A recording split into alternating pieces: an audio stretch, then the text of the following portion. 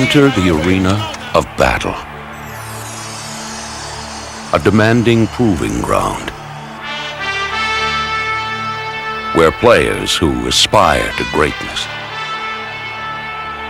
undertake a treacherous quest that ultimately pits man against man. Sports Illustrated presents, in conjunction with NBA Entertainment, Classic Confrontations.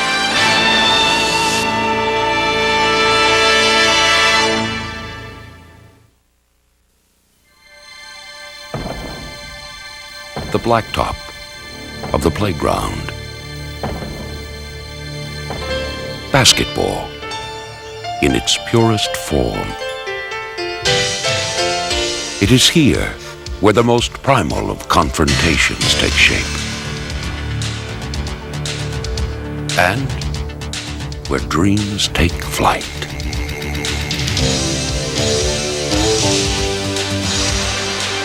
You develop your skills, you develop your talent to compete. You know, the beauty of this game is the competition.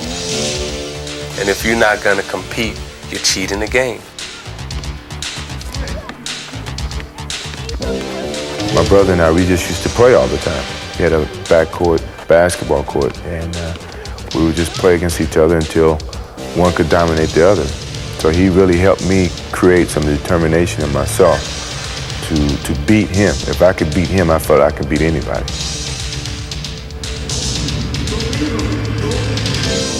There's little things you pick up by playing basketball every day that, especially as a kid, that you put in the back of your mind, and when them situations arise on the court, you know how to utilize them.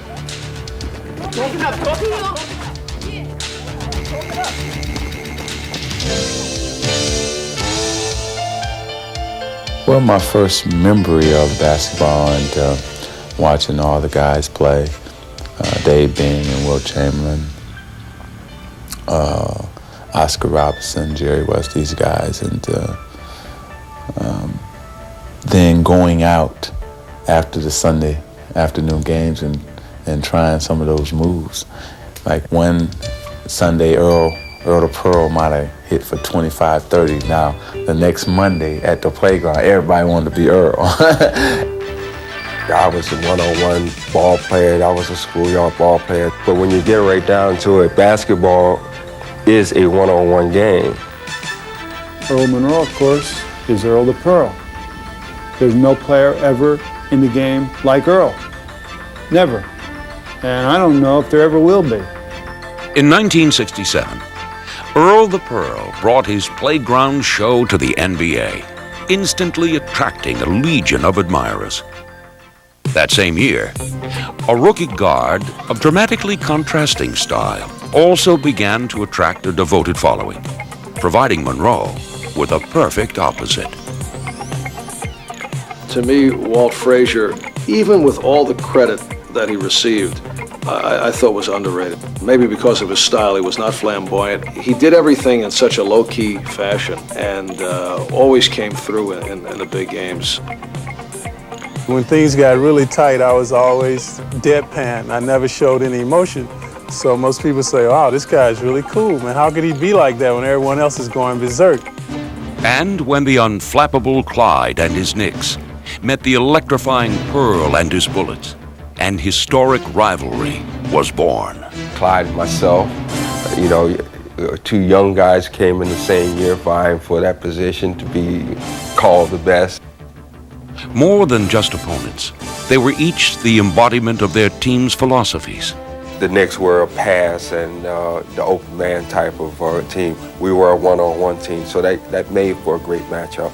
And, you know, it was always New York and Baltimore as well. So Clyde was, again, the establishment, and I was the anti-establishment.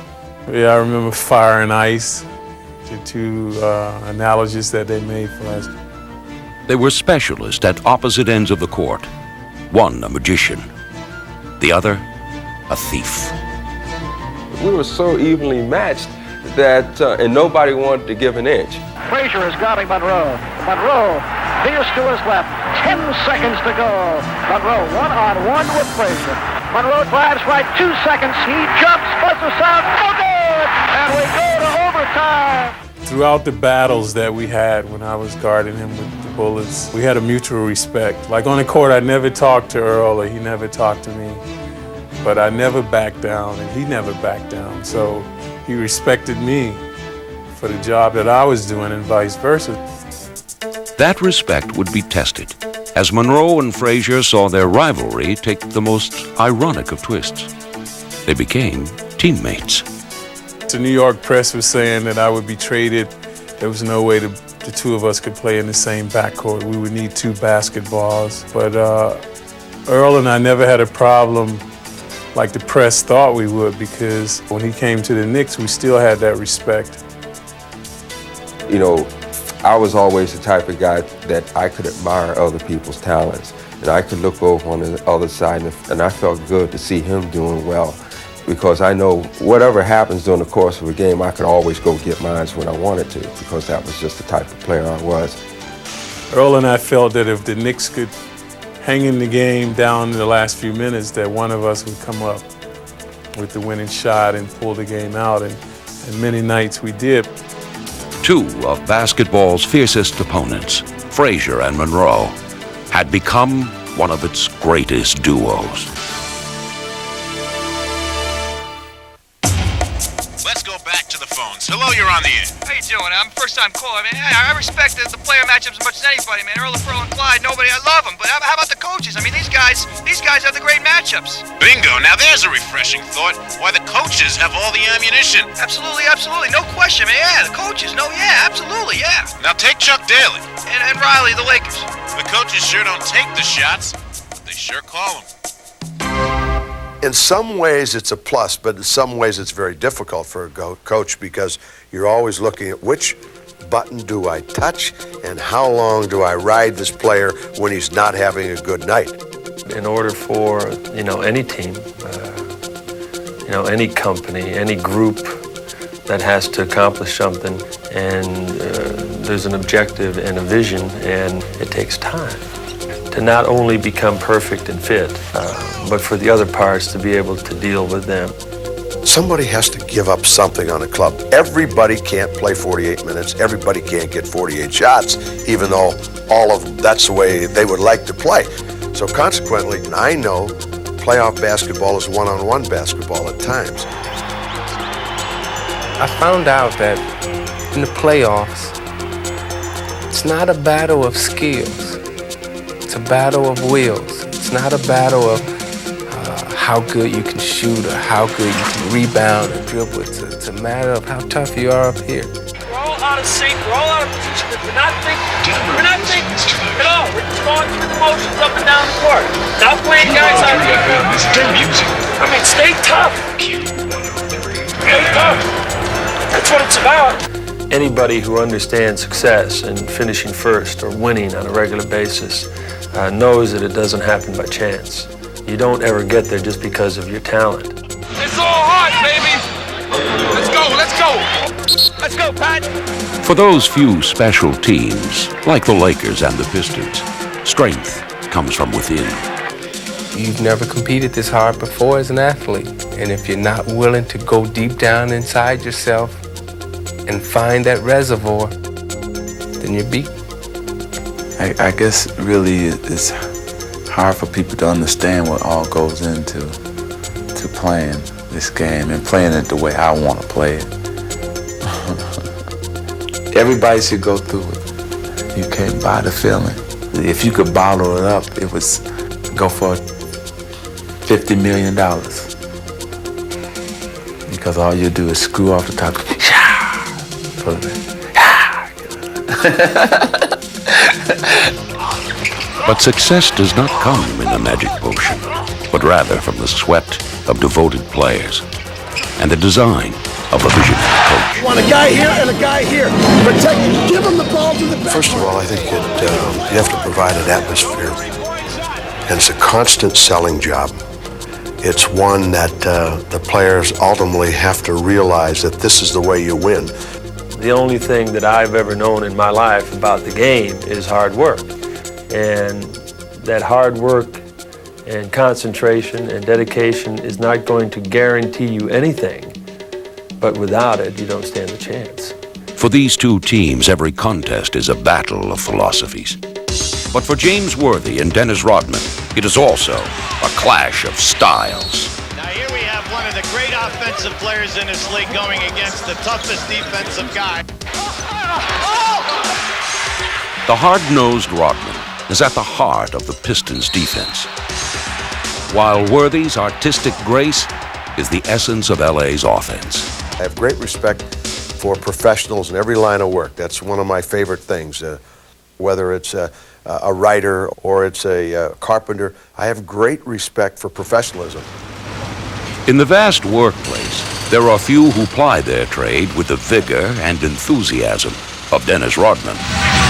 On Rodman, a second left, lets it fly midcourt. Goes, it goes! It does! A triple from half court. The worm strikes. I love my job, even though the job that I do on the court, people don't like. They don't want to do it. But I love what I'm doing. I want to earn my money. I want to earn my respect on the court. And the Pistons' blue-collar worker will go to any length to earn his yeoman's reputation. He's a hard-nosed competitor, you'll find, and plays every day the same, practice or games. Doesn't know anything except playing hard. Like Rodman, Worthy gives total dedication to his craft, but through a very different medium of expression. Discipline is the key to the foundation for the making of an artist, and that goes for any artist.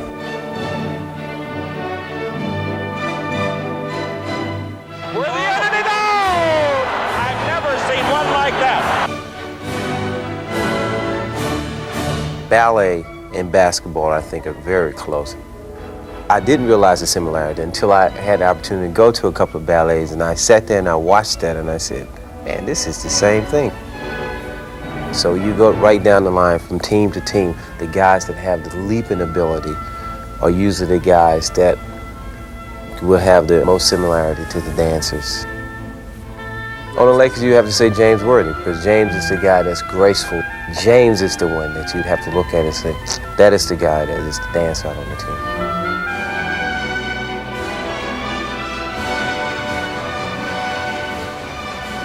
I've been watching him since he was at North Carolina, and he has always had his own style, basically, and it's usually very graceful watching him play. And for the artist, the genius is in the execution. Being able to repeat something cleanly over and over again, that's technique. And Mr. Worthy, I see him being pretty close to being technically perfect. It's really scary how good he is, and especially when it's the big game or the big series. And in those crucial moments, the burden of stopping him falls on one man. By yourself, Worm, by yourself! Now you get a guy who is not afraid to stick his nose in and play the toughest people night in, night out. When I stop worrying, it's like a great, great feeling because, hey, this guy right here get to the basket in the blink of an eye. I like doing things hard. I like to work. Work. And when grit meets grace, a bruising ballet begins to unfold.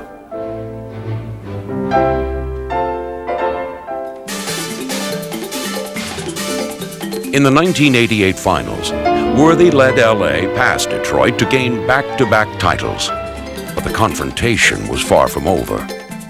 A year later, Rodman overcame agonizing back spasms to help the Pistons gain their first championship.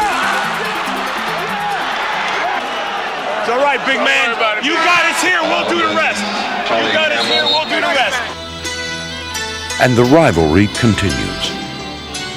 Because for basketball's greatest players, though their bodies may sometimes fail, their indomitable spirits do not. For 6'9" center Willis Reed, playing in pain was a way of life. Like his rugged adversary, 6'7" Wes Unseld, he made up what he lacked in height with unyielding desire. And when these two relentless warriors collided, the ferocious banging of bodies mirrored the epic battle of their wills. I knew I had to face Willis Reed, doing a series, maybe 4 or 5 times during the course of the year. I didn't need anything else to psych me out because I knew if I wasn't ready, you'd probably get your face walked in. There were two things about Wes that were significant. First of all, because he was not a great jumper, post-up wise, if I could post him up, I could be a low post center against him. But one thing that Wes did better than most any other big guy in the league, he was an excellent offensive rebounder. And what he would do was, once the ball went away on the weak side, he would get himself in great offensive rebounding position. And what Wes had developed a real great technique, he would always put his arms up like so, and he would just take his big body and just walk you right up under the basket. And next thing you know, you look up, you're looking right up through the nets, and if the ball bounces off, he gets the rebound and puts it right back, or else you foul, a 3-point play or a 2-shot free throw. He wouldn't crack. I knew going in that this was going to be a job that night. I would do everything I could think of doing to try and make Willis quit. But Willis Reed was not a quitter.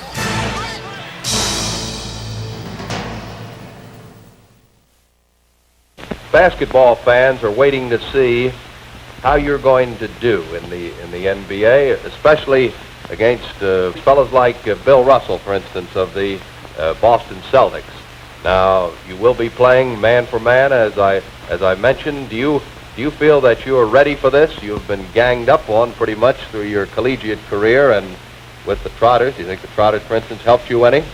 Well, I actually do. I think there will be a period of orientation for me, of course, like it is for every newcomer in the NBA, but I think in the long run I'll be able to handle myself man-to-man with almost anyone in the league. For one, there is no argument. There's just really no comparison. If we had videotape, I think that it would just completely wipe all those thoughts away that there was any kind of comparison between Wilt Chamberlain and Bill Russell. For the other, it is a comparison to be shunned. At first, I considered him a rival as a professional. But then I realized very rapidly that that was a mistake. But for most, it is one of sport's greatest rivalries. A compelling conflict of two very different men who dominated an era of NBA basketball.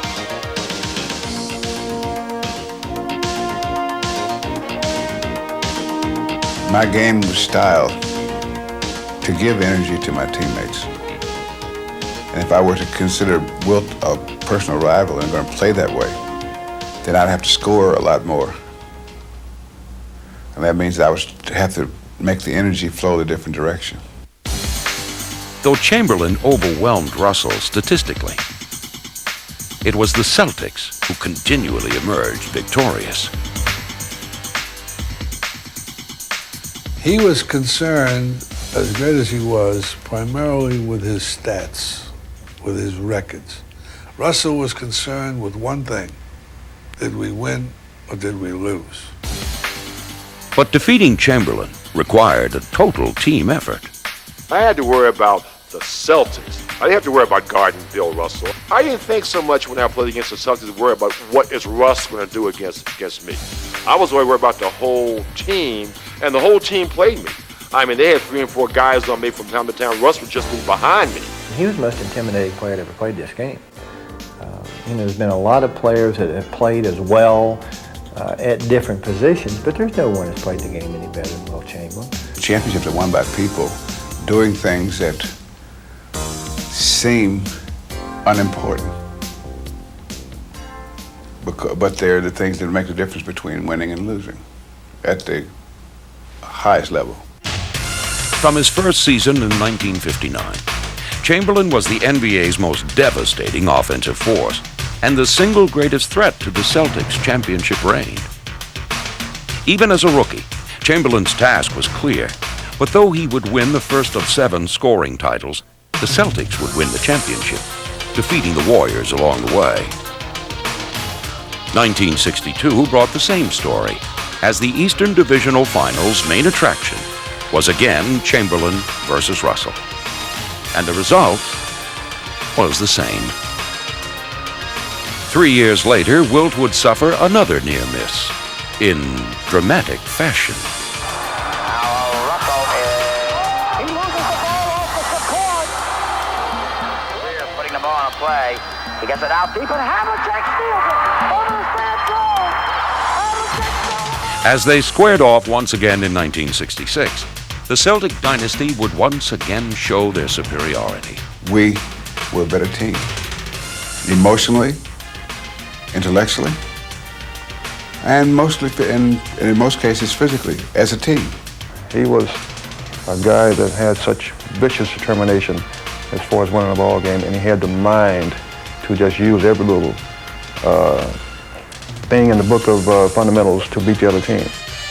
But that next year, a relentless Chamberlain would finally have his time. When you're playing against the best team in the world, and they're continually beating you in the big games, you felt like, I got to do something special, I have to do something great. Wilt's 76ers was one of history's strongest teams, but their celebration was short-lived as the Celtics recaptured the title the very next year. Hoping to change the perception that he could not win the big game, Wilt joined the talented LA Lakers. I played with him and against him. I always felt that Wilt, in some respects, has gotten a bum rap for not winning more championships. But the real frustrating part, I think, was when people started demeaning Wilt Chamberlain simply because his team couldn't compete with the Celtics. They weren't good enough, except on a couple of occasions. Boston simply had more good players. But changing teams did not alter the season's outcome, as Chamberlain was once again unable to loosen Boston's decade-long stranglehold on the NBA championship. He was very good. He was a very great player. But we beat him. We were just a little better. And so that if you single Wilt out and say that he's a loser, that's not right. I just say we were great winners. But more than who won or lost, it's the memories of the rivalry that endure. Here's the way Dumars does it. Who's better? I think Michael Jordan. Who's my man? Except we can't jam like Jordan. I mean, Michael Jordan, the slam dunk champion twice. Yeah, but whose team won the world championship last year? We're looking for the MVP. Who's better on defense? Jordan's ball, man. No way. No way. Let me tell you something about Michael Jordan. First of all, he's virtually unstoppable.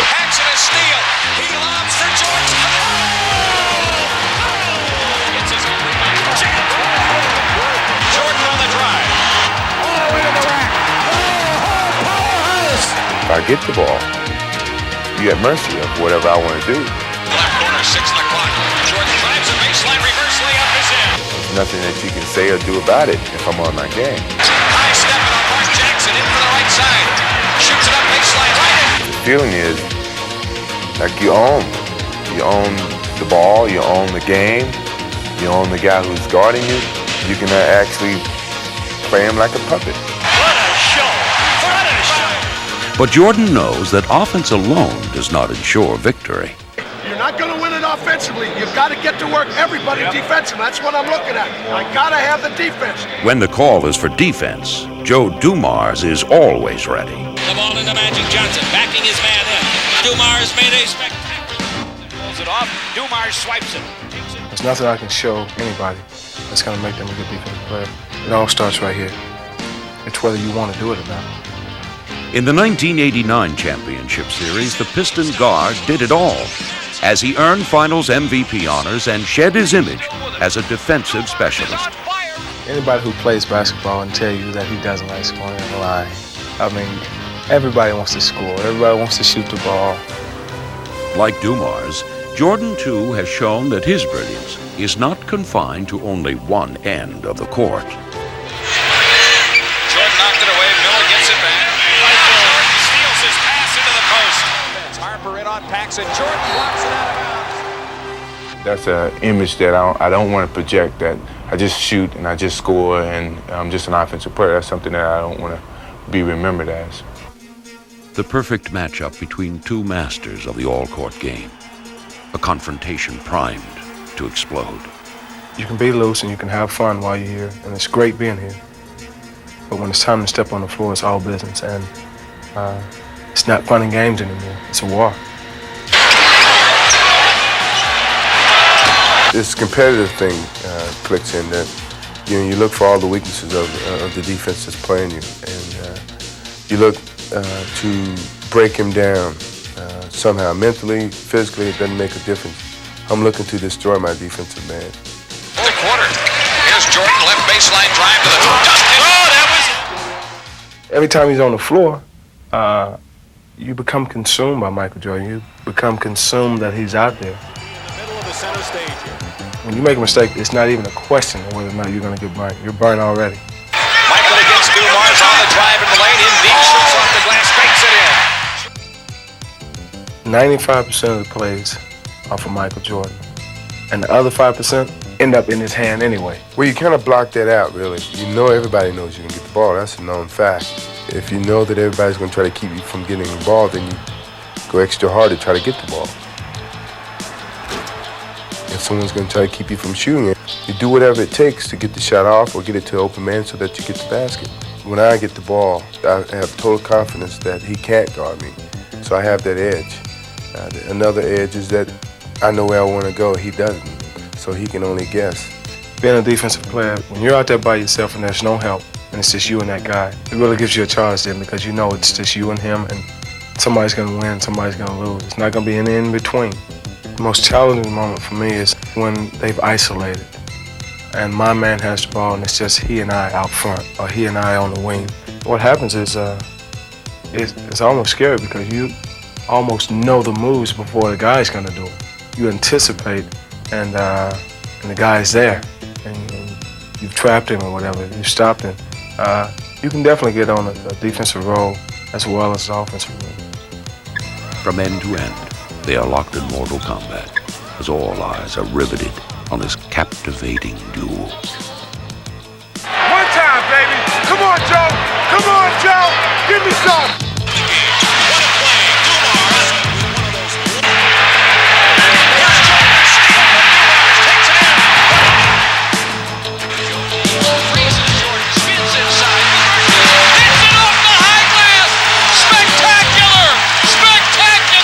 And you live for those moments.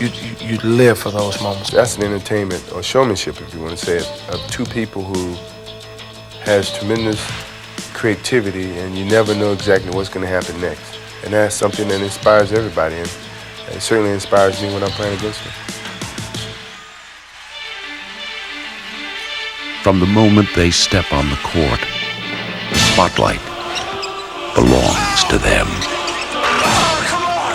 And though it is a team game, they stand alone on center stage.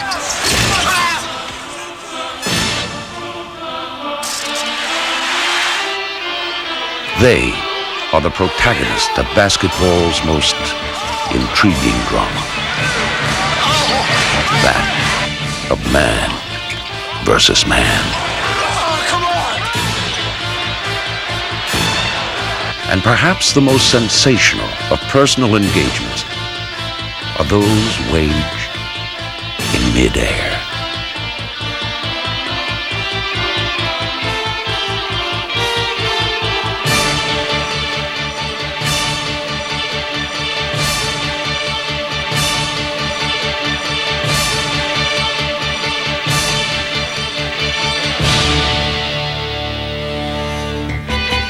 Might come down and he said,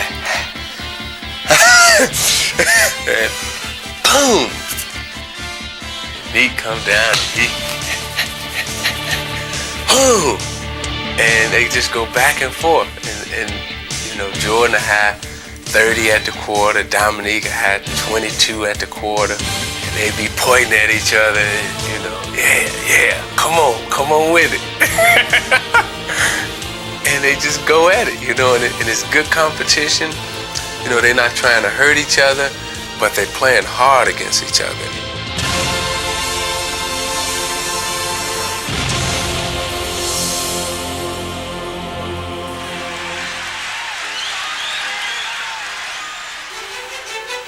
But the competitive fires never burn brighter than when elimination hinges on every play.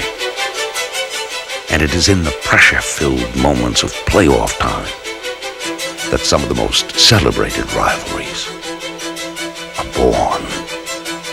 I don't look to play the perfect game, you know, hitting 15 out of 15 shots, making all my free throws and no turnovers and make the right decisions. I don't play for that, but I play to have that one moment out there where I just take over the game and I know I got control of everything that goes on out there.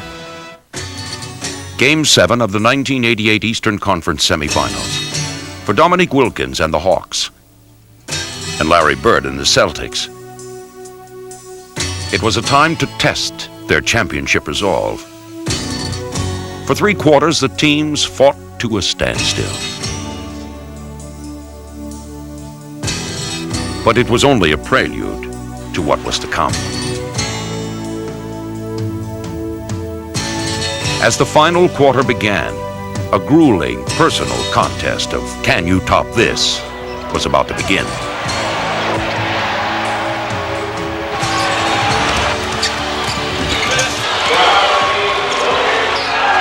With Bird again pulling up, putting Boston ahead. 18 points for Bird. Wilkins responds, and he has tied it at 101. Bird attempting to break free, stays with it, and the foul is called. The continuation for Larry Bird. Dominique hits a 3. Wow. It's Bird's turn, and the Celtics have the lead. It's a duel. Put down your saber. Wilkins. What a game.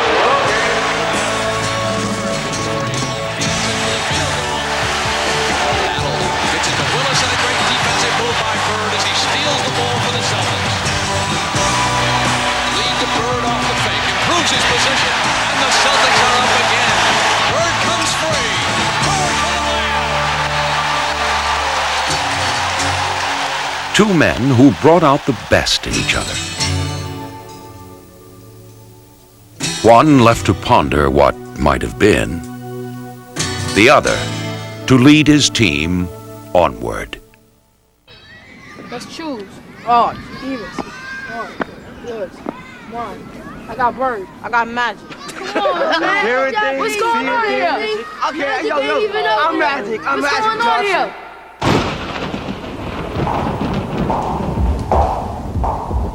Like specters, they chill the hearts of all who face them,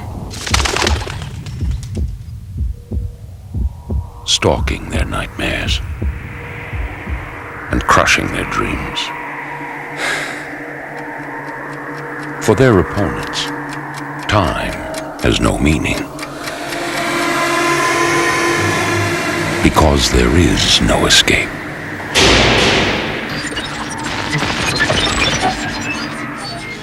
In a world of heightened perception, they weave their irresistible magic.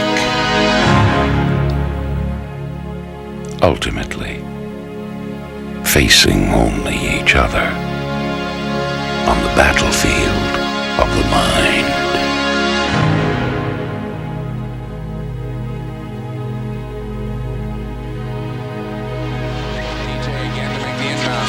Double team at Bird. Larry, fake, fall away. Hits it at the buzzer. All right. They'll talk about it the rest of your life. Magic fires for 3. Got it at the buzzer. Magic hit a 3-pointer. The Lakers win.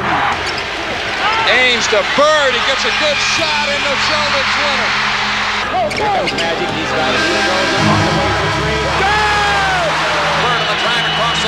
Magic down the middle. Larry, the Magic. Bird, the Magic. Bird. Spectacular play by Magic Johnson. The genesis of the rivalry took place in 1979, when Johnson's Michigan State Spartans overwhelmed Bird's Indiana State Sycamores to capture the NCAA title. Next stop for this bold 20-year-old, Game 1 of his pro career. Lakers win. Score it. Kareem Abdul-Jabbar has given the Los Angeles Lakers a victory, and Magic Johnson is out there celebrating like they just won the NCAA championship. While Magic created an instant sensation in L.A., back east, Boston's newest hero pumped life back into the dormant Celtic tradition. Larry Bird follows his own shot. Oh, what a ball! But their historic first meeting awaited.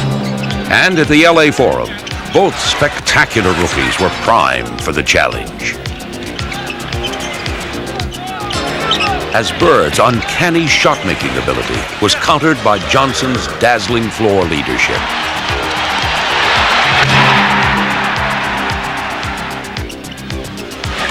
Round 1 went to Magic, and this breathtaking show marked the inception of a decade of classic NBA showdowns. This game meant a lot to everybody, not just me and Magic probably, but you know, this is the first shot they had all year, and they wanted to look good in front of the crowd, and they did. So, you know, we're just looking for a rematch now. Later that season, Johnson would travel to the unfamiliar confines of Boston Garden and enter Bird's domain. I'm very excited about the big crowd and about being here in Boston for my first time. It's going to be a big game, a lot of enthusiasm throughout the crowd, and I just hope the best team wins today. Though Bird would go on to become Rookie of the Year, the game and eventually the title would belong to Magic's Lakers. We go head to head and we go for blood almost. You know, it's just, we're so competitive, and I just tell them a good game and I just smile a little bit. It was that enchanting smile that grabbed Madison Avenue's attention. Magic 106. Bird was not far behind. For the best pro player, I walked away with the MVP. As the two superstars seemed to be everywhere. I heard Converse made a pair of Bird shoes for last year's MVP. Yep. Well, they made a pair of Magic shoes for this year's MVP. Okay, Magic, show me what you got. Everywhere except together in the finals. But in 1984, that would change. The time of reckoning was here for two great teams and two transcendent players. The series would be a proving ground, and both men were ready. I enjoy playing against a lot of guys, but I don't think there's any one guy in the league that I'd rather play against than the Magic and his teams. From coast to coast, Bird and Magic took center stage as the Celtics prevailed in 7 furious contests. As long as Larry's on the other side and I'm on this side, it's going to always be that. And after it's over, when we play in these all-star games, these old-timer games, we're going to want to beat each other. And after that, when I see him on a park and recreation, I'm going to want to kill him then, too. He's going to want to kill me. The next year, Magic sought redemption, and though Bird threatened to steal another championship, It's all over! It is all over! Boston wins like all of fourth game! Magic would dramatically turn the tables as the Lakers would become the first visiting team in history to win a title in the Boston Garden. We wanted to beat each other so bad. We wanted to be the best. And I love it because we both make each other play our best game.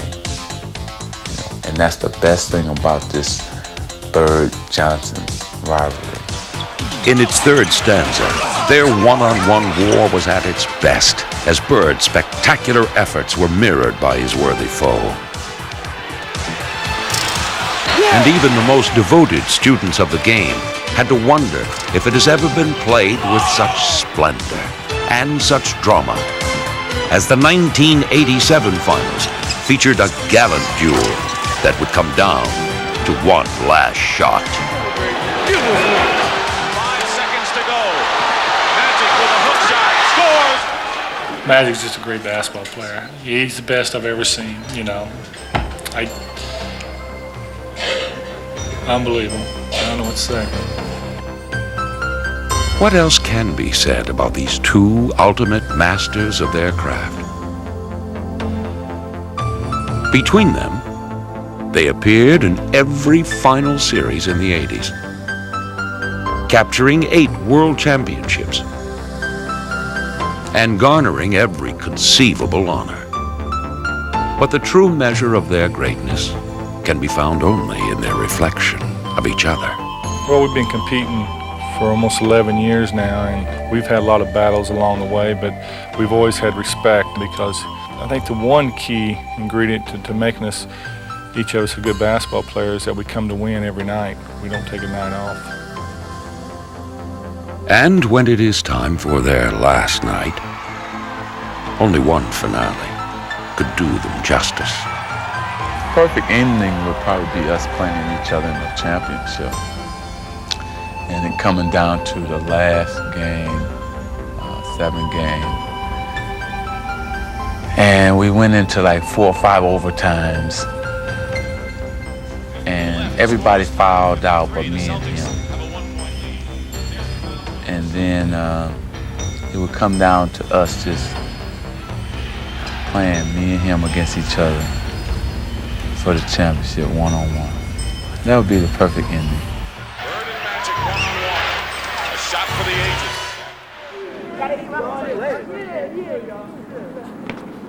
Yeah! Don't forget Tuesday. Man, you talked a lot of trash out there today. I meant what I said. I owned you today. We're still friends though, right? Friends forever. Friends forever, but adversaries for 48 minutes.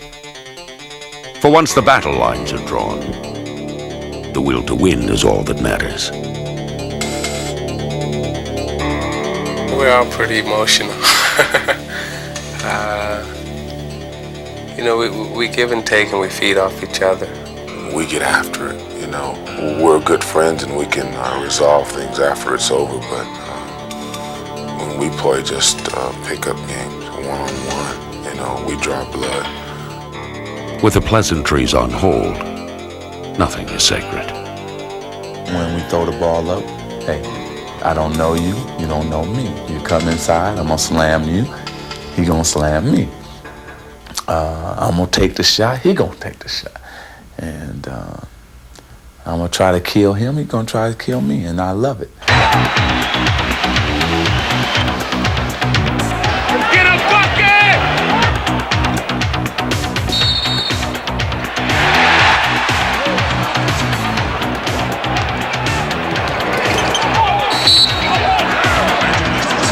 We play harder against each other probably than we do against people that we're not so close against, because there's a real competitive spirit there that we all share and we all know it's there.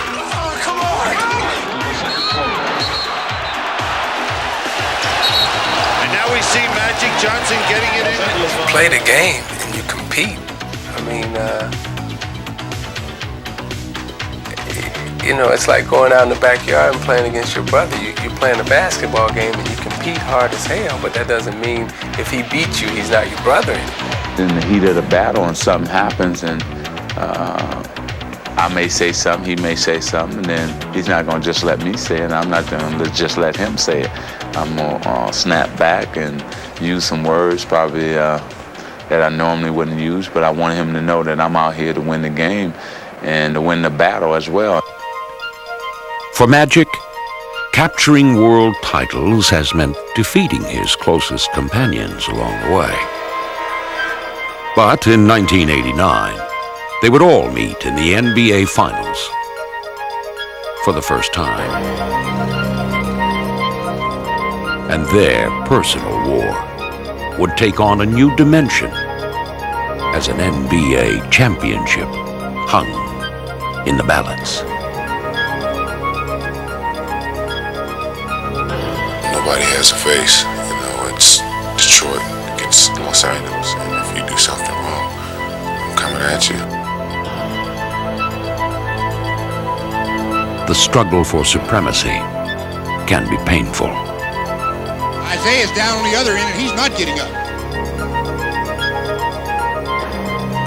But a special few overcome these hardships to fulfill their undying passion for the game. It takes all of me, all that I have, emotionally, physically, and mentally.